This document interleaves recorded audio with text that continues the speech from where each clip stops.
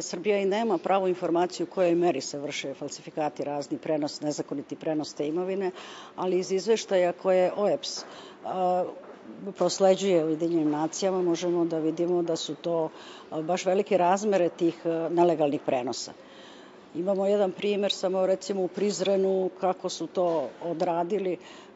Albanac, to je baš onako jedan drastičan primer, Albanac je tužio 24 Srba za navodno da je njegov otac kupio tu zemlju pre 30 godina od njih ili da su putem održaja stekli pravo svojine.